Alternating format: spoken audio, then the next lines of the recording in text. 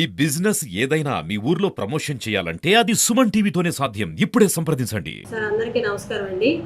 నేను intermediate education district intermediate education ఆఫీసర్ని మాట్లాడుతున్నాను.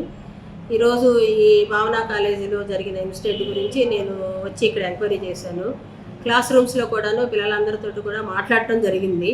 అన్ని క్లాసులకి వెళ్ళి మాట్లాడాను. ప్లస్ ఆ అమ్మాయి ఉన్న హాస్టల్ రూమ్ పిల్లలు కూడా పిలిచి మాట్లాడటం జరిగింది.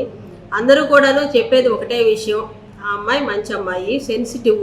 కాకపోతే ఎవరన్నా ఏదన్నా ఒక చిన్న మాట అంటే కూడా ప్రతిదానికి కూడాను అమ్మాయి ఫీల్ అయిపోయి ఏడుస్తుంది ఎక్కువ భాగం. ఏదన్నా చిన్నది అంటే ఇప్పుడు మామూలు ఫ్రెండ్స్ మధ్యలో కూడా ఏదైనా చిన్న విషయం వచ్చినా కూడా నా అమ్మాయి చాలా సెన్సిటివ్, ఎవరితో కూడా ఉండదంట. అందరూ చెప్తున్న విషయం ఏంటంటే ఎవరితో కూడా ఫ్రెండ్లీగా ఉండదు, తన పని తను చేసుకుంటుంది, చదువుకోవడము, హాస్టల్ రూమ్లో కూడాను చదువుకుంటుంది, వాళ్ళతో కూడా ఎక్కువగా మాట్లాడదట.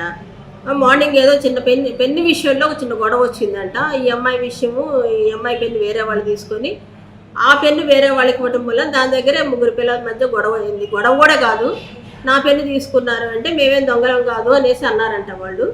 దాని మీద నా అమ్మాయి ఫీల్ అయిపోయి వీళ్ళందరూ కూడాను బ్రేక్ఫాస్ట్ చేయడానికి వెళ్ళిన సమయంలో అమ్మాయి నేను డ్రెస్ చేంజ్ చేసుకోసం బుక్స్ మర్చి వచ్చానంటే పైకి వెళ్ళిందంట.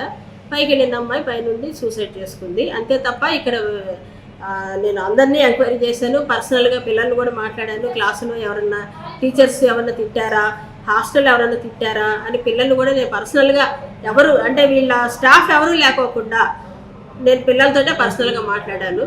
కానీ అందరూ కూడా చెప్పేది ఒకటే విషయం, ఆ అమ్మాయి ఇలా చేస్తుందని మేము ఎవరు కూడా అనుకోలేదు. చాలా సెన్సిటివ్గా ఉంటుంది, ఎవరితో కూడా కలవదట, ఎవరితో కూడా ఫ్రెండ్లీగా ఉండదు. చిన్న మాట అన్నా కూడాను భరించలేదు ఆ అమ్మాయి. అది అంత క్షణికావేశంలో జరిగిందే తప్ప నేను ఎంక్వైరీ చేసినంత వరకు అయితే పిల్లల పొరపాటు లేదు, ఇక్కడ స్టాఫ్ పొరపాటు లేదంటే పిల్లలతో కూడా పర్సనల్గా మాట్లాడాను.